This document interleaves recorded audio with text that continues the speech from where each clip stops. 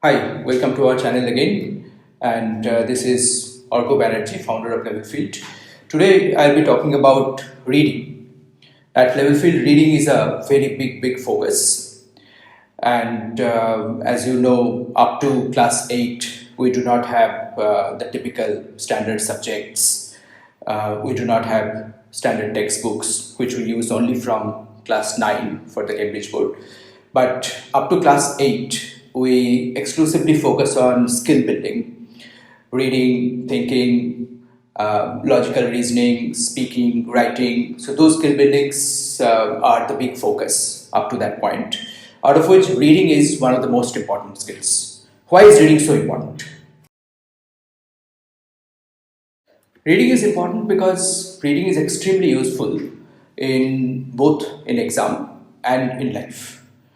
Now, if you're thinking about things like board exams, now in board exams you have several subjects, let's say physics, chemistry, history, economics. Now, all of these are small textbooks of 200, 300, 400 pages. Now, if you're very proficient at reading, if you have read a variety of things, then reading a 200-page textbook or 400-page textbook is nothing for you. You can get it done within a week. Now, in the exam, you might have to write certain answers based on the questions that will come from that book. Now, reading feeds into writing also. If you are good at reading, you have picked up a lot of different styles from different authors, and your ability to construct sentences, your ability to write something independently is very high. So, if you are extremely proficient at reading, then you don't need to do rote memorization of textbooks. Rather, you can read textbooks like the way you read a storybook or a non-fiction, understand it, and based on the writing skills, which again in turn you have developed through reading, you can write exams.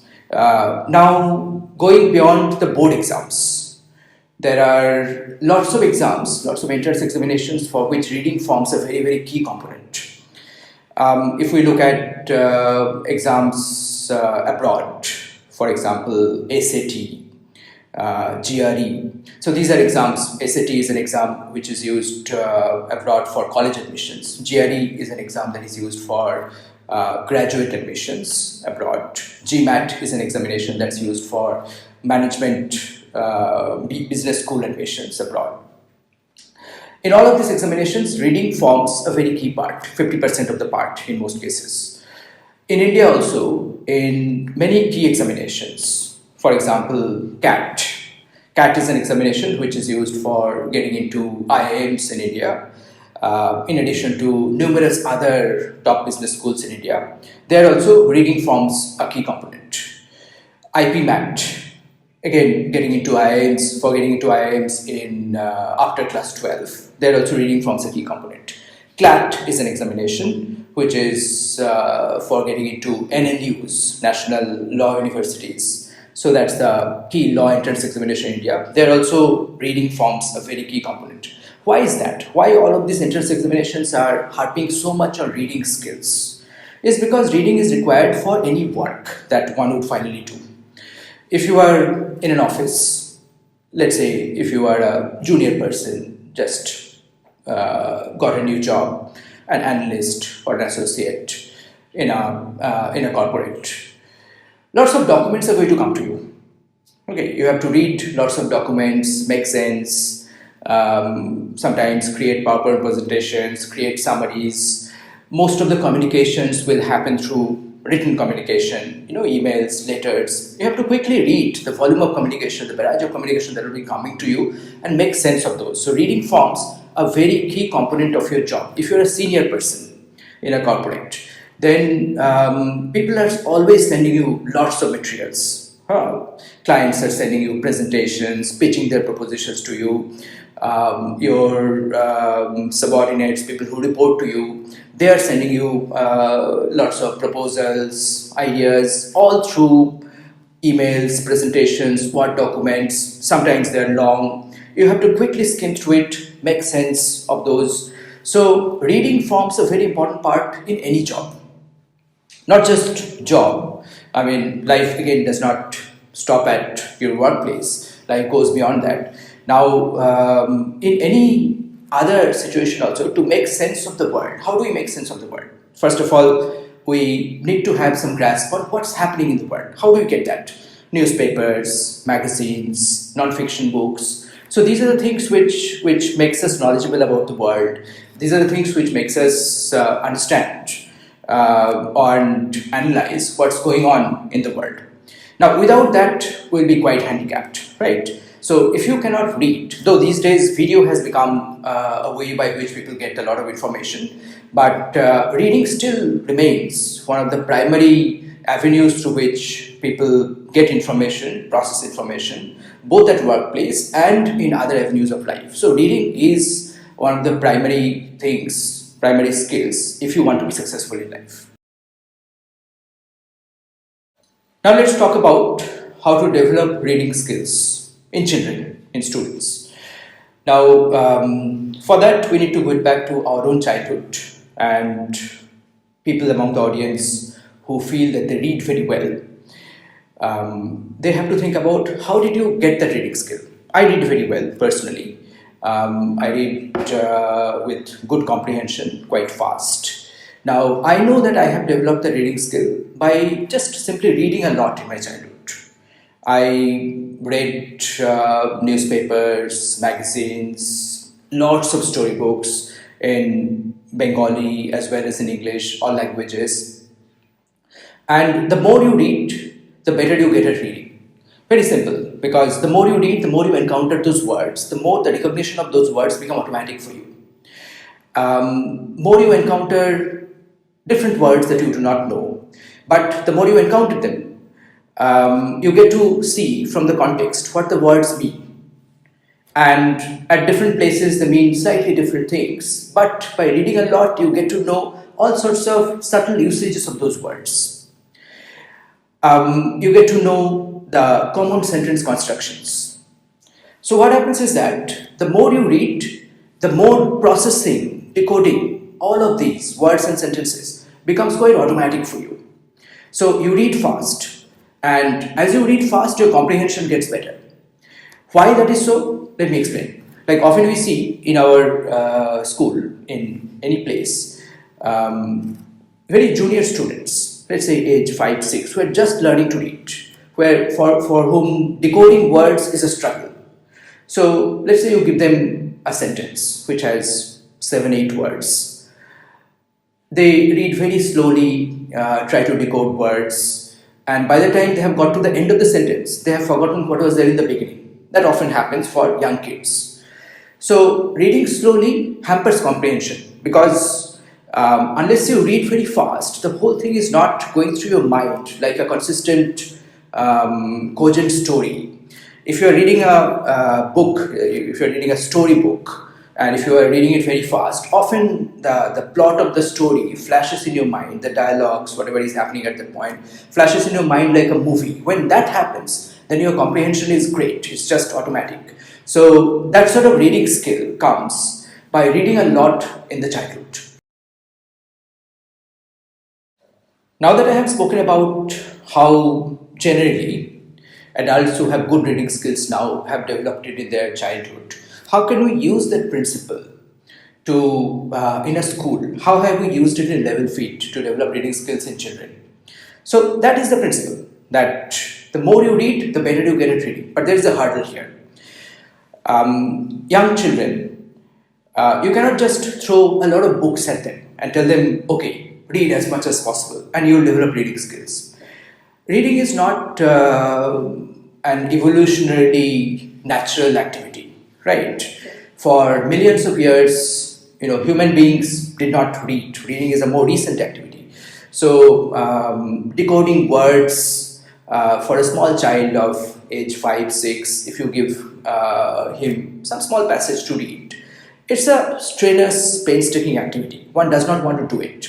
And in that reading material, if there are difficult words, that presents an obstacle, they stumble. For example, if the words like obstacle and stumble, if they appear in a reading material of a small child, then they will give it up. They will think it's an activity which requires a lot of work and very little payoff. What's the benefit? I mean, I'm reading in a struggling manner, and finally, finally, I'm not getting much of it because the comprehension is low.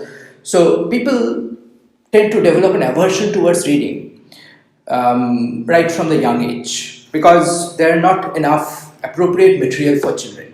So what we have done in Levelfield is that we have created a lot of those material for children. Why we needed to create it? Because in the market there are very few of it. If you look at, if you go to the standard bookshops and look at children's materials that are there, they are not very scientifically designed. You just flip through those, look at any page, you will find words that children of age 5, 6, 7, 8 will find difficult to understand. So once that happens, they lose interest in reading. So what we have done is that we have ourselves made lots of stories which are interesting for young children with very simple vocabulary. The initial stories just use the top 200 most frequently occurring words of the English language. After that, they use the next 500 most frequently words of the English language. We have taken lots of Indian fables and folktales, world fables and folktales, written them in a simple manner, using only those words, using very basic simple construction. After that, we have gone to the various classics of the world, like Gulliver's Travels, Mark Twain's The Prince and the Pauper, Little Princess. So we have taken a lot of those classic children's books, and then we have rewritten them by simplifying the words and the sentence construction so that children find them easy to read and focus on the story itself rather than getting bogged down in words and sentences. So that's what we have done, and we have done not just for one or two stories but for hundreds of stories, so that our children, our students at Levelfield, they read almost 1,000 pages of reading material per year in school every year, right from class 1. So with that sort of reading, and that reading that is carefully graded, starts from very, very simple and also moves at a slow pace to become more and more difficult and complex over time. They, at any point, they do not stumble, they do not feel it to be too difficult because it's just a minor change from the previous level. So with that, they develop some interest in reading, and by the time they're in class 7 or 8, they have developed a wide-ranging vocabulary. They have not got afraid of reading, and then entire world of books are open to them. So that's when the fun begins, and that's when they can really take advantage of all that reading has to offer. So let's now see how we implement the idea of simplifying numerous stories and giving them to children to read to build their reading skill in our school. After we have created all the content of simplified stories, some written exclusively by us, like this Ginny Stories 1 and 2, some rewritten version of Indian folktales, like as you can see, Assorted Fables and Folktales, Assorted Fables and Folktales 2. These are the overall stories. Within that heading, there are 10, 15, 20 stories. Some rewritten version of Western classics. Here we can see Gulliver's Travels, Adventures of Tom Sawyer, Uncle Tom's Cabin, Little Princess, Railway Children, The Prince and the Pauper. So all of these stories, we have put all of them in this in-house software called Delta. This is a graded reading program. The difficulty increases only very slowly. Ginny Stories 2, for example, will be a little difficult compared to Ginny Stories 1, and this Assorted Fables 1 will be a little more difficult compared to Ginny Stories 2, and so on. So let's look at some of the easiest stuff that the students of class 1 may be doing. So let's look at Ginny Stories 1 and one of the stories inside that. We go to this story number 75, which seems to be open. So as you can see, as somebody is reading the story, there are some blanks in that. So through that, we test their understanding. As they're reading, they're supposed to solve these blanks also. So the story says, I am Jenny, I am a small girl. One day my father dash. We will go to Puri when you have your summer holidays. Now, if you have read it and understood it, then you know that here it will be my father said. He got train tickets for Puri. Our dash was to start at 5 o'clock. Again, if somebody is reading through and understanding, this is clearly train. Because train tickets were gotten, not bus tickets or plane tickets, right? On the day of our travel, we were all very happy, packed, got dressed. We got to platform at 4:30 in the afternoon. But we saw there were no train. The train had left already. Then my dad asked a few people. They said the train was 5 in the dash, not evening. So train left. Train was 5 in the dash, not in the evening. What it could be? Clearly morning. So if somebody is reading and understanding, the software will detect that through this fill in the blanks. The last one says that we had missed the train. We had to go back.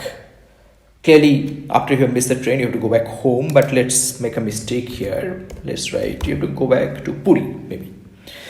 So after this, I submit. It says that I got an accuracy of 75%, which is 3 out of 4.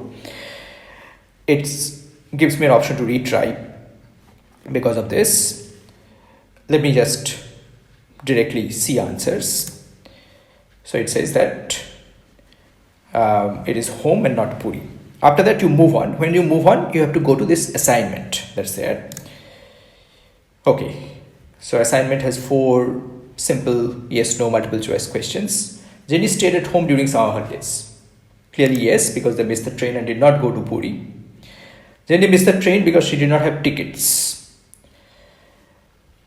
Clearly no, because they missed the train, because they misunderstood the timing of the train. Jenny and her family reached the platform before the train was to start. Not at all. 12 hours after. So that's also no. Train was to start at 5 in the evening. No, morning. So I got everything correct here. And let's see whether that's really true. Yes, accuracy of 100%. And in case I made a mistake, then the correct answer will show here, including some justification. Oh, she missed the train, so she had to stay at home, like that. Now I go back to the courses, and after this person had finished the Ginny Stories 1, all the stories, there were almost 100 stories there. To go to Ginny Stories 2, there will be another 100 stories there. Then moves on like that. Now, from the backend, from our admin side, we can see a much more granular view of their performance. Let's see this.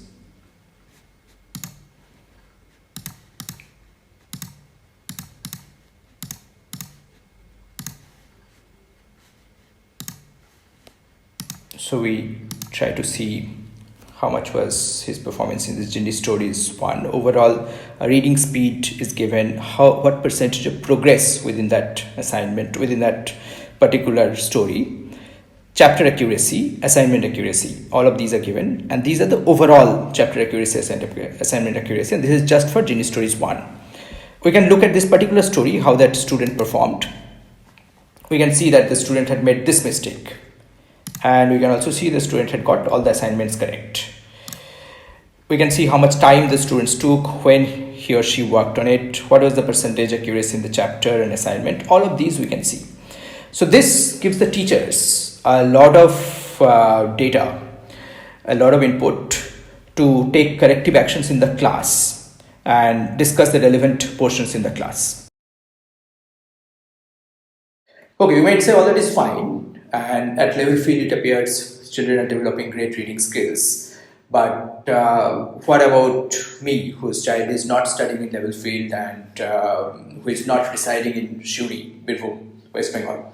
So in that case, you have to go for somewhat suboptimal methods of those storybooks that I mentioned are available in normal bookshops, which are not totally scientifically designed. There are difficult words strewn around every once in a while, but still they made an attempt, and you can try those books. But what you should not be doing is to give those books to your children, buy a lot of them and give them to your children and say that, okay, you read.